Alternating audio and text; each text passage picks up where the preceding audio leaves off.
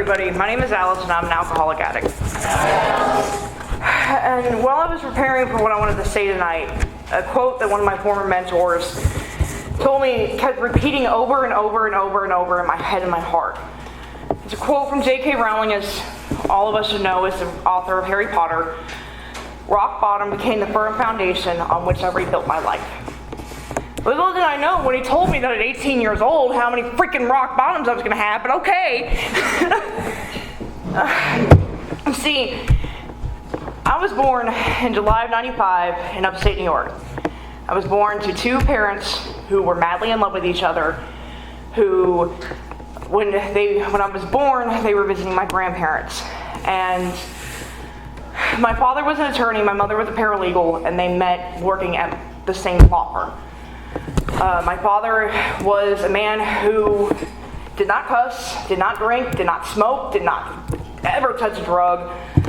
He was a very upstanding man of society and fought for women in the Gatesville women prisons.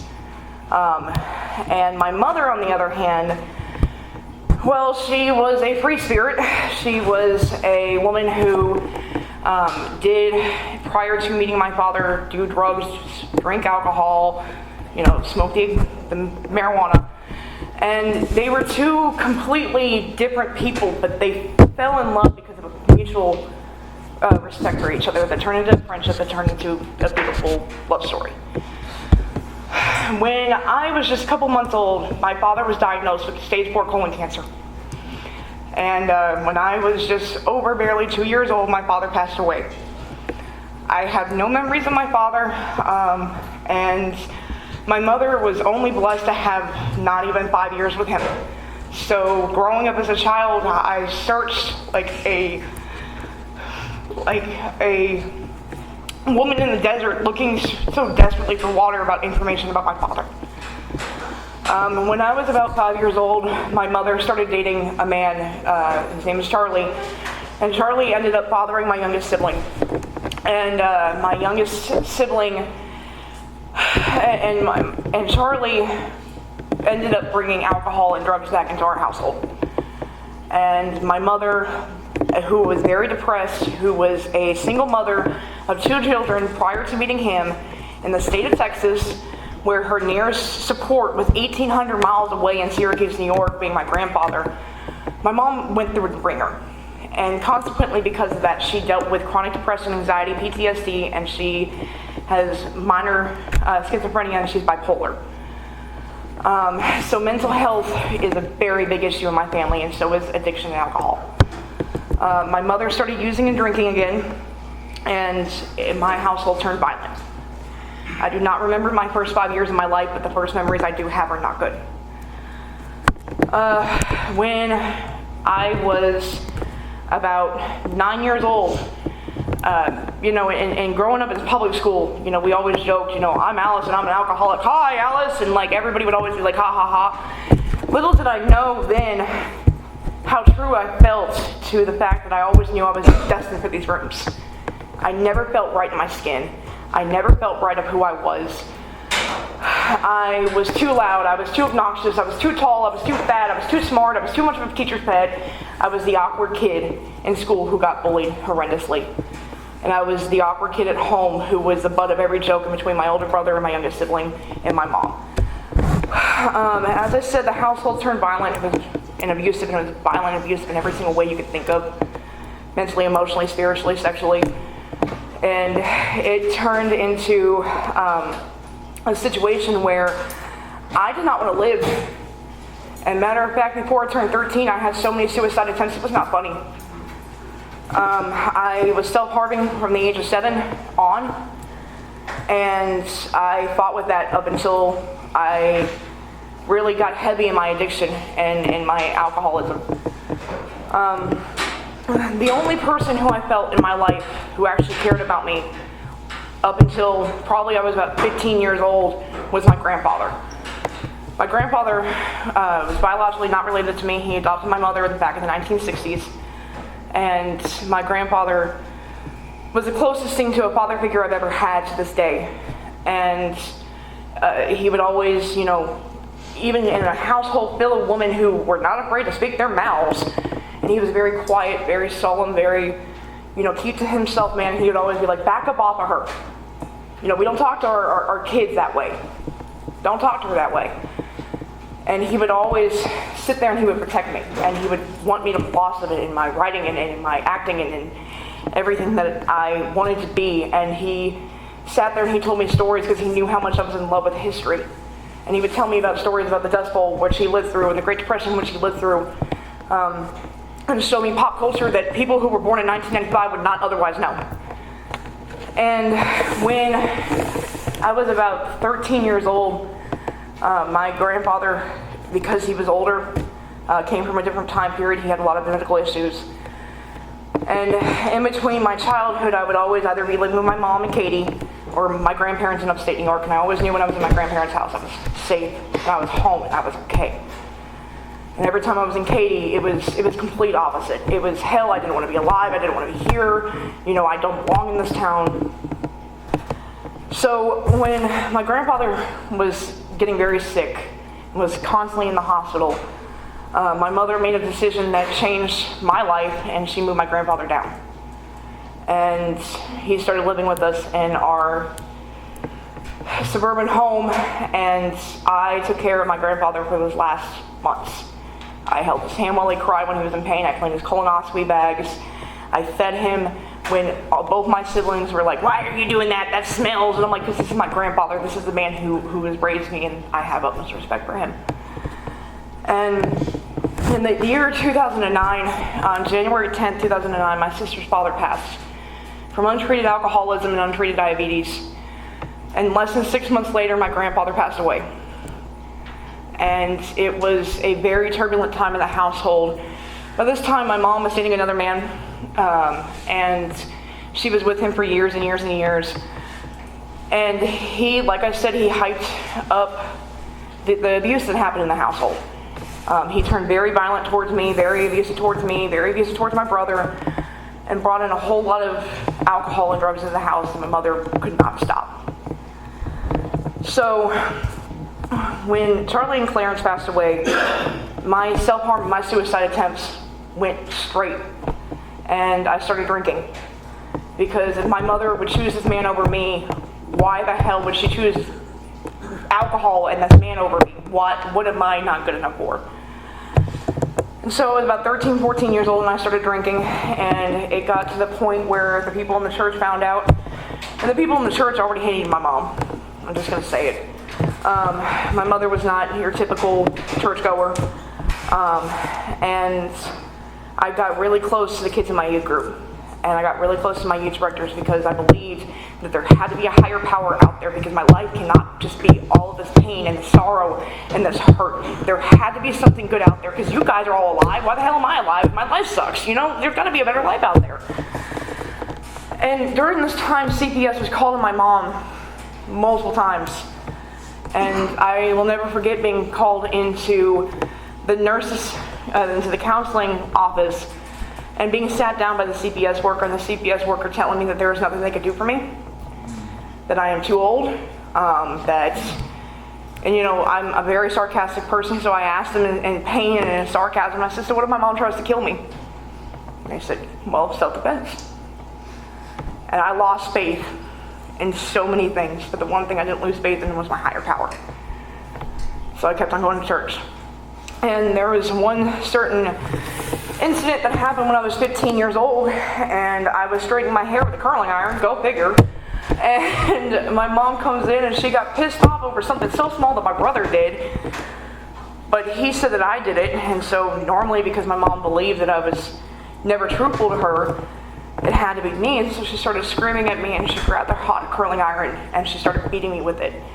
And she told me, she said, get the fuck out of my house and never fucking come back. I do not have a daughter named Sarah Alice. And it killed me, and I literally only had the clothes on my back, and I ran up to the church.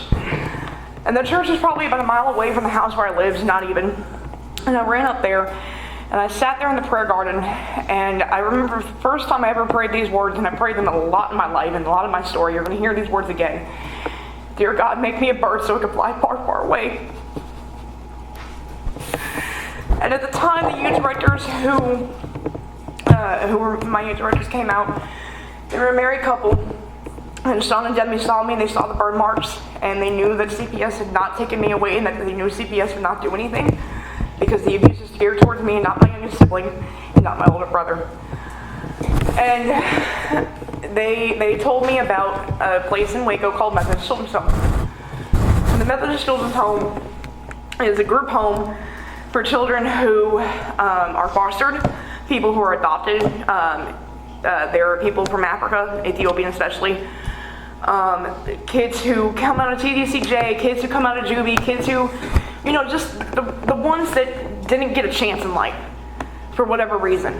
And I will never forget the road trip. I was 16 years old. My mom, she cussed me up and down the storm, and she was like, well, I told you I didn't want you to come home, and I actually didn't mean it. Well, Mom, I'm 15, yeah, you put it in my head, I'm gonna think it's serious, right?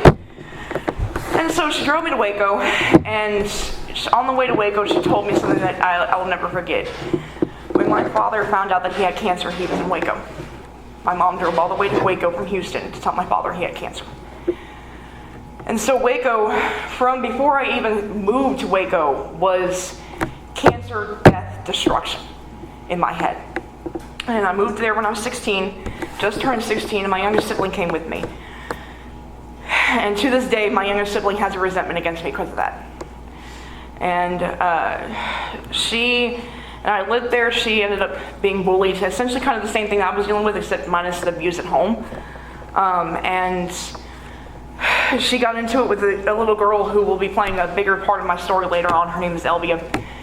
Her and Elvia were both 10 years old, and they were very good friends and had a frenemy friendship. And for the first time in my life, I finally had a little bit of sense of normalcy. I went to school, I went to church, I was in a little fish pond.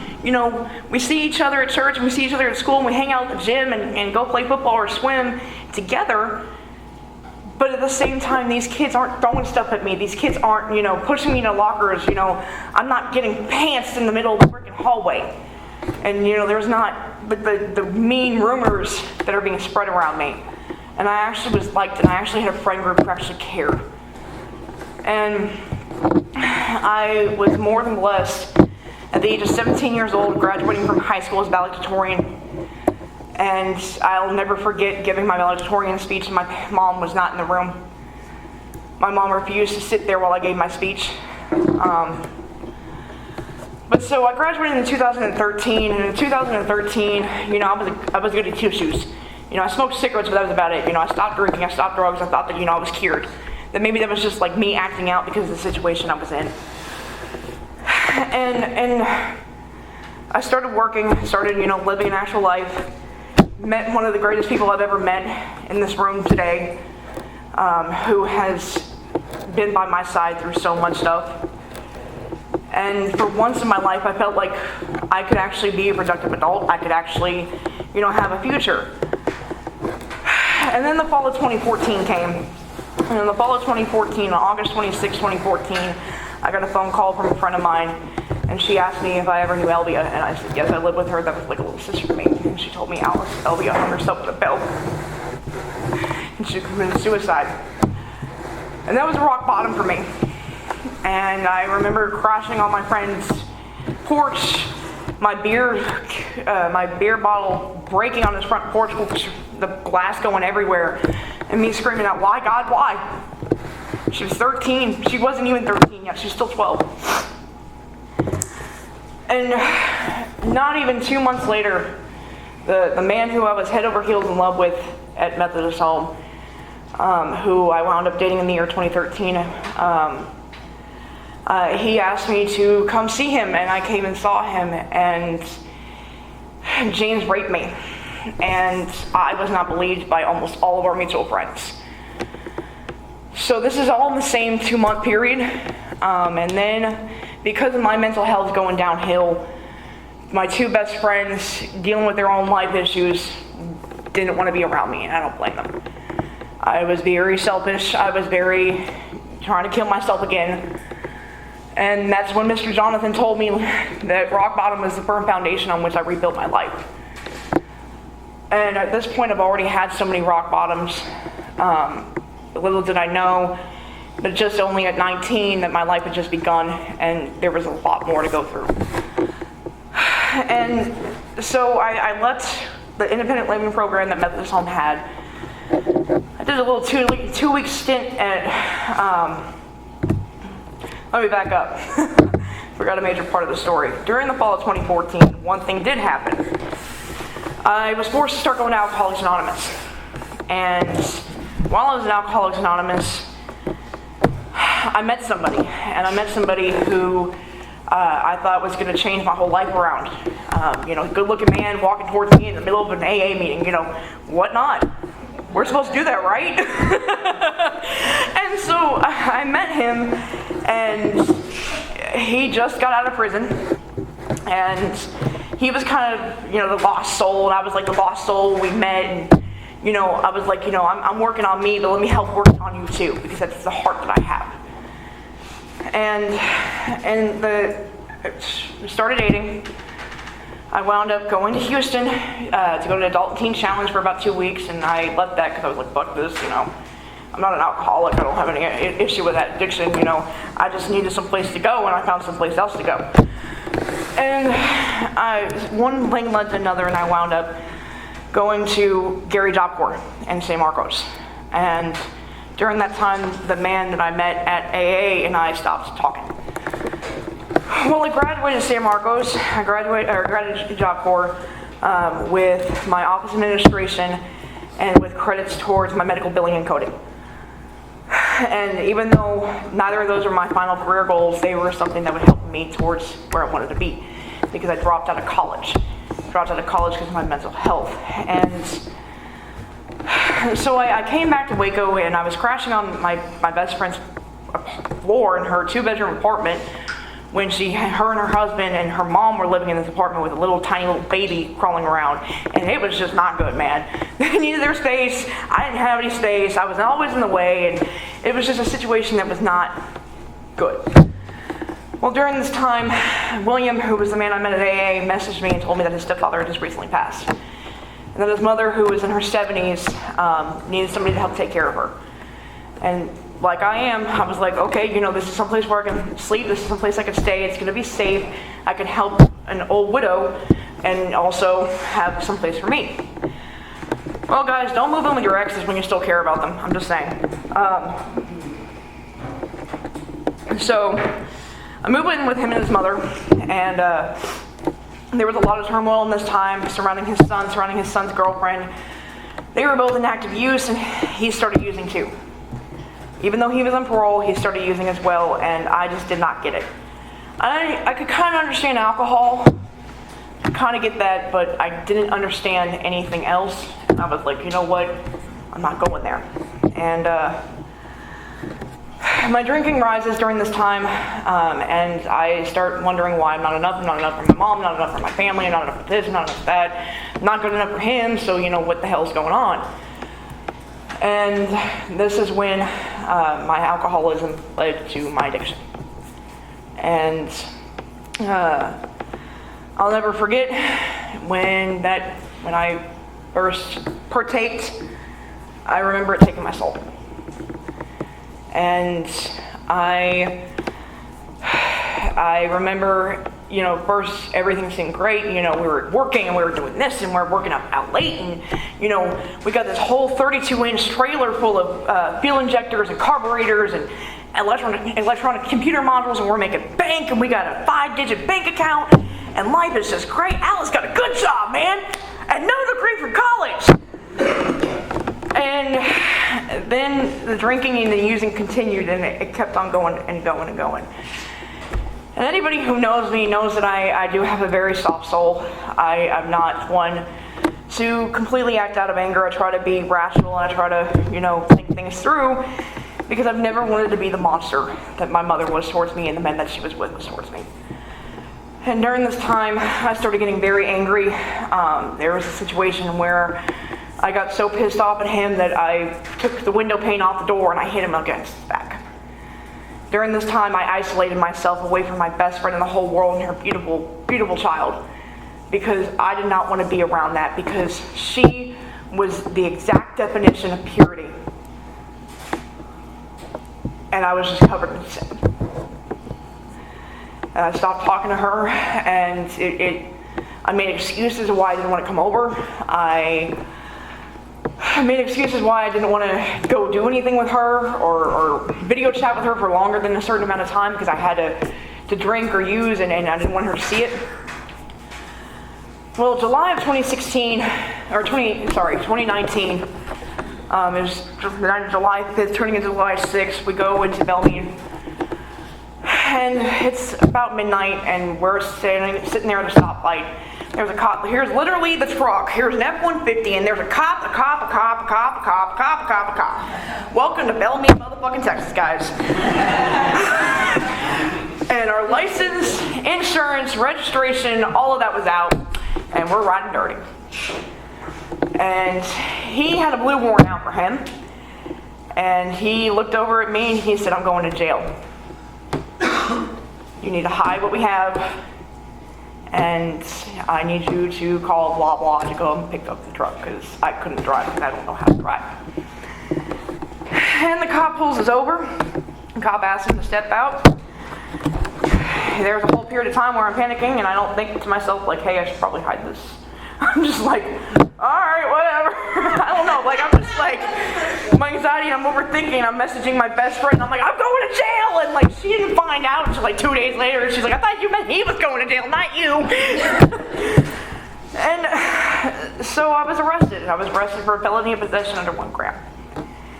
And I was in jail for 2 months, 2.5 months.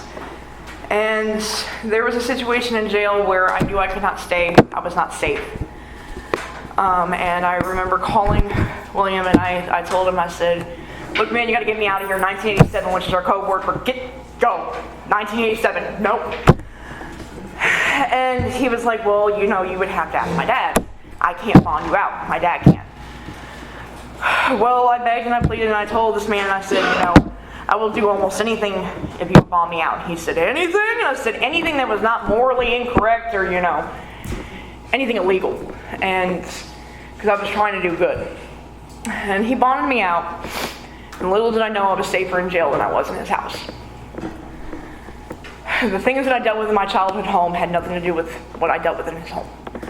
We were in a garage at a shop with all 4 doors open at all times, no AC, no indoor plumbing. When I showered, there was no shower curtain, there was no door. At all times of the hours of the night, even when I was asleep, there was a gun held on me. He threatened to pimp me out on Isle Avenue. It was hell. And I remember so many times during this time period where I prayed, dear God, make me a bird so I could fly far, far away. And people knew. I didn't keep it a secret. People knew, but, you know, I was the liar and the thief who got arrested from shoplifting from Walmart, and I was the liar and thief who got arrested for dope possession. And nobody wanted me around that.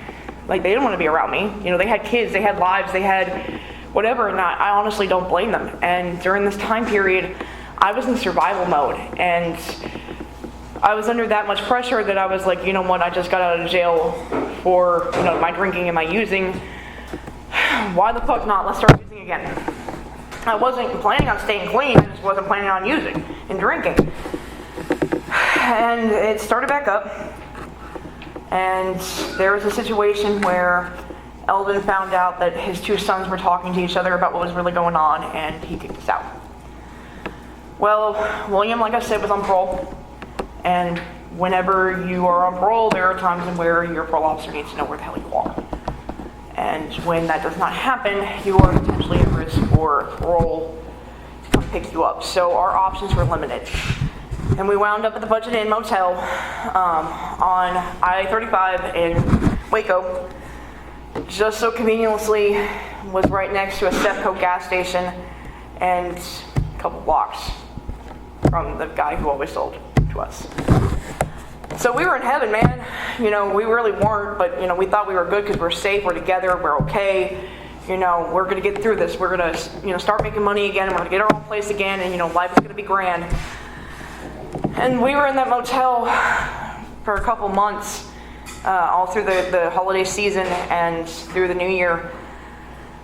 And towards the tail end of it all, we were running out of money, and, we had to pay parole fees and then the room fees, and so, I wasn't able to go buy alcohol, and I wasn't able to really partake in anything else. And on February 20th, 2020 was my rock bottom. That is my rock bottom, where I will never go back to, where I refuse to step back to.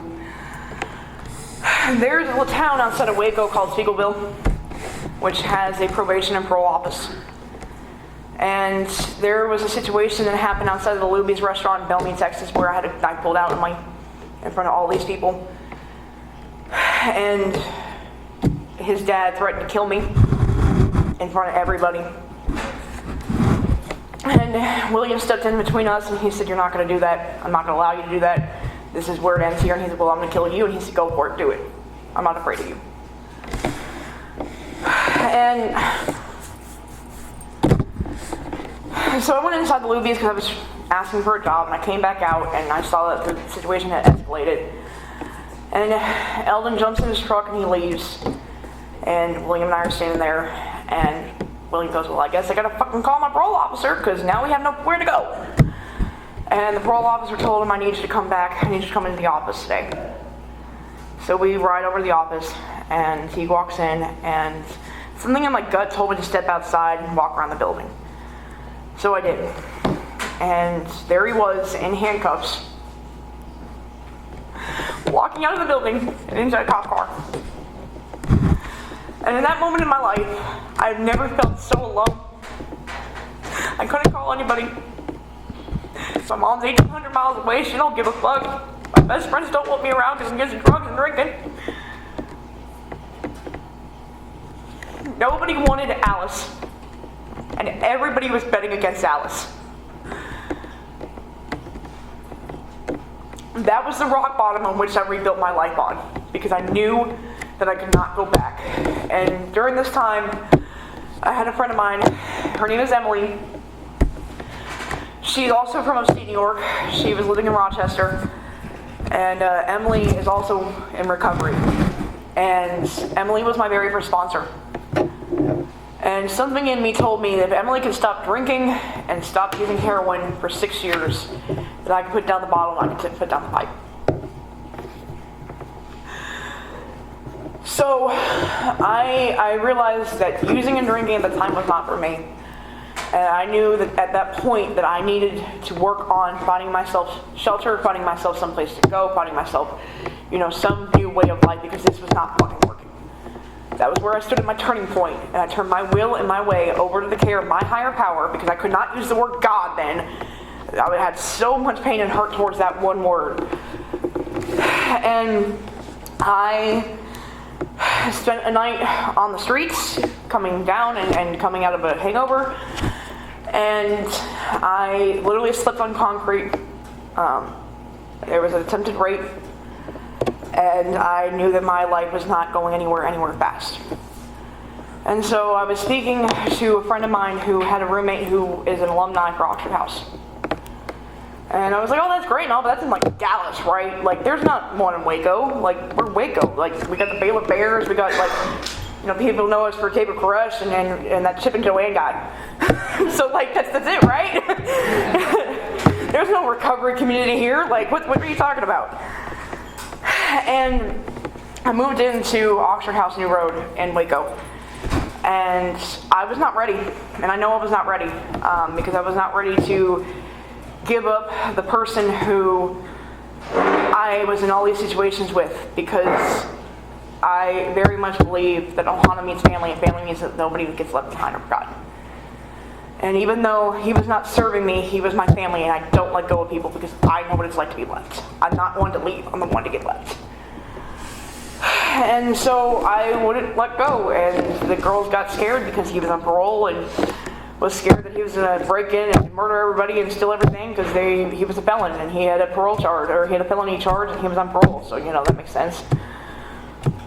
And so I was homeless again, but instead of they evicted me and I was homeless again. But something in me told me not to return, because this is the biggest fuck you I could get them, is to stay sober and clean. And not have this break me and make me go back down that rabbit hole, and go back into Wonderland and try to figure this all out again. So I was homeless, and during this time, this is when COVID was sort of started, and I literally slept in the streets for a couple nights until I finally got into Sally's house in Waco, which is a women's shelter. Literally only had 6 beds for single females, and I was blessed to be one of those beds, and I had to be out during everybody else was quarantined, and Alice had to be out at 5 o'clock in the morning walking around Waco, couldn't go sit in the Whataburger, couldn't go sit in the McDonald's, had to sit outside being pouring down rain and have people scream at me to go get a fucking job and throw the trash at me. And I realized that this is another rock bottom of my life, and I refuse to stay there, and I refuse to allow myself to stay in that position. And so I was blessed to move into a friend of mine's apartment for a couple weeks because he had a spare bedroom. And during this time, I sat there and I thought to myself, I said, I'm at a crossroads in my life right now. Either I can go back down this road again and being homeless again, and I don't know how much more of this sitting on the corner while everybody else around me is drinking and using, and I'm sitting here trying to stay sober, looking at everything that I want straight in my face, and not have anybody who is supportive of me staying sober. And so very first day I was at the New Road auction house, there was a woman, her name was Holly, who lived in an auction house here in Tyler. And she told me, she said, if you ever need to get away, there are auction houses in Tyler, and I could set you up with an interview. And I realized, like we talk a lot about in recovery, is that sometimes you need to change your people, your places, and your things. And so I started calling people, and I got denied for both Maryland House and Rolling Hills for certain reasons. And I wound up being accepted into Magnolia Heights, which ended up closing down, and now we're at Rolling Hills. But I remember for probably about 3 or 4 weeks, I was on the phone with Mo 3 or 4 nights out of a week, talking to her and telling her that this is not the way of life I want to live. And she was asking me stuff like, am I doing meetings? I'm like, yeah, I don't have a car, and so I'm doing Zoom meetings. Are you working with a sponsor? And I'm working with a sponsor. I'm working with Emily. And working with Emily, I completed my first 12 set of steps. And during this time, I was accepted into the auction house at Magnolia Heights in Tyler. And I literally packed my trash bag up, and somehow, some way, in the time of getting homelessness, you get a trash bag from just, having only the clothes on your back and somebody else's cell phone. And so I moved to Tyler, and during this time, I was, finishing up my 12 steps. And working through the 12 steps with Emily is something completely different when you know somebody in your active alcoholism and drug addiction, and then them seeing you get sober and clean. And with Emily, she really forced me to make sure that I had a definition of a higher power, because I could not speak about God, because I was very hateful and hurtful towards God. I've seen my church that I grew up going to arrest my mother for public trespassing. My mother's name is Faith, and she got arrested for going to church. Go figure. Welcome to the Ashmore family. So, this whole time working with Emily, she made sure that I had a definition for a higher power, because she knew when I got to my step 4, I was going to need something. And the glory of this program that we work, guys, is the fact that I could tell Emily things that I wouldn't even tell my best friend. Shit that I swore to myself I was taking my fucking grave.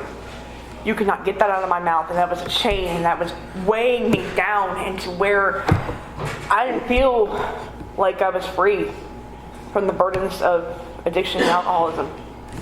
I felt like I was being weighed down by these secrets, and I was able to tell her these things. And her telling me, Alice, I love you ever the same, and so does your higher power.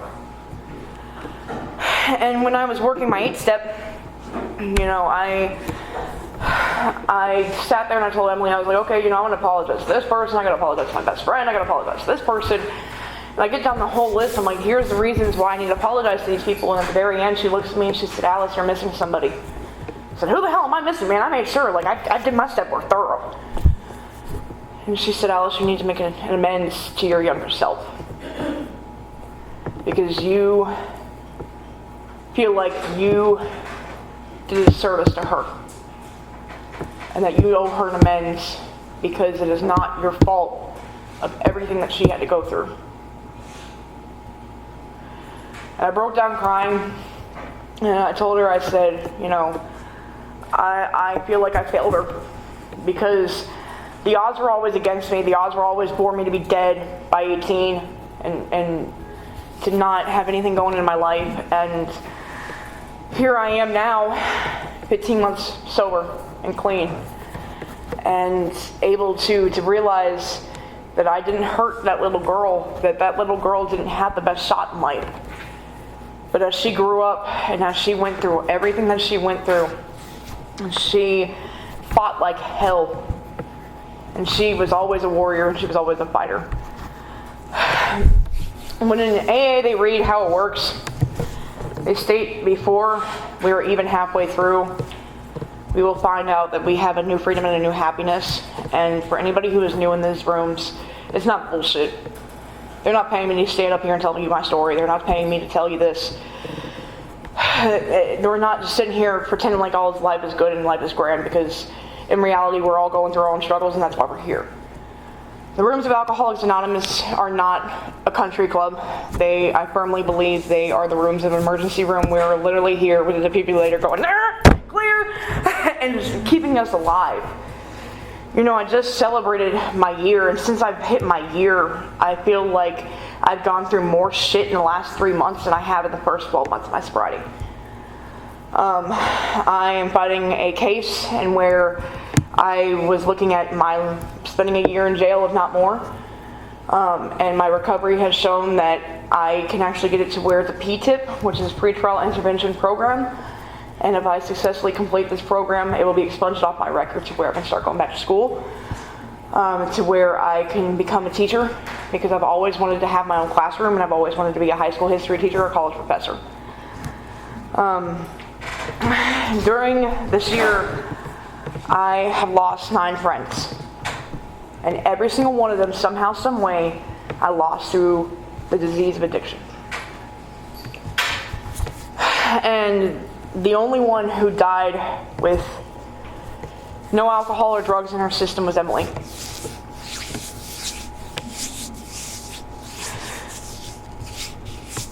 And she was in the hospital since January, and about a month ago she passed away.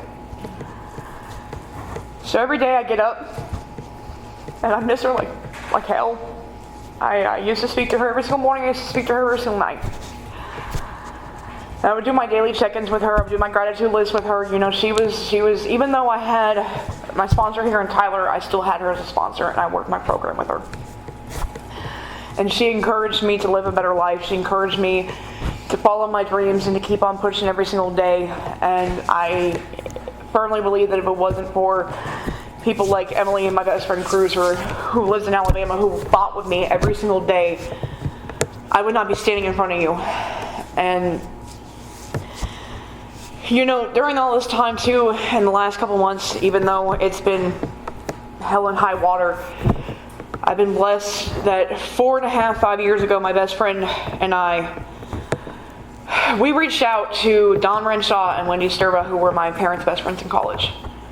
And I made that very vulnerable choice to put myself out there and reach out for information about my father. And for 4.5 years, never got a response. And by this time, I completely gave up because they're old, and Facebook, maybe they don't know how to work it, and they don't know how to check their messenger requests. My friend Leanne, sitting here in the room, she made a call to Wendy's job. She is a college professor in the state of Minnesota. And, I never got a response back. And I firmly believe that by the grace of God, who I can now say God, by the grace of God, He made sure that timing was perfect. Because I literally was watching Emily die in hospice, worried as all get out about this court case, and then I'm about to go to jail any second. And just the constant drama of every single day life. And I got a message back on Facebook from Don Renshaw, And he started telling me things about my father that I never dreamed I could know. And the answers of my mother, who only knew him for 5 years, were being answered. And I was getting this sense of this closure and this void that has always been in my soul being filled. And being an alcoholic with the obsessive mind, I've never felt right in my skin. I've never felt like I belonged anywhere. And through the 12 steps of Alcoholics Anonymous and through the Oxford House model that has been working for 45 years, for once in my freaking life, I don't feel like I'm the blunt of every joke. I don't feel like nobody wants me around. I don't feel like everybody would wish I would just go and die in a ditch. But they want to see me prosper and they want to see me grow. And I heard in a meeting a couple weeks ago that to this day, I feel like if I can sum up my whole recovery story in one line: lost dreams awaken when you stay. Do not leave this room until the miracle happens. Because I didn't believe in this program when I first came into these rooms. But when I came in these rooms the second time, I was willing to do anything. I didn't go to rehab. I didn't go to detox. I was detoxing on the freaking concrete. I had no judge tell me, you need to go to rehab. You need to go into a sober living house. I did that on my own because I knew the life that I was living was not a life that I wanted to stay at. And I'll end all of this early. But I want to say the one last thing that was actually on my 1 year cake from the Broadway musical Hamilton. And Aaron Burr says it, and he goes, "I'm the one thing in my life I can control. I'm inimitable. I'm an original." And every single day that I go and I live life on life's terms, and I fuck up still. I still have my moments, but every single day I know that if I take a step back, I know that I'm the only thing in my life that I can control, and no matter how much darkness is surrounding me, there's always light. And I gotta thank that to this room, the rooms of Alcoholics Anonymous, to my recovery program, and to my sponsors, and to the sisters and brothers that I live with in Oxford House, and I love you all. I would not have my recovery if it weren't for you all.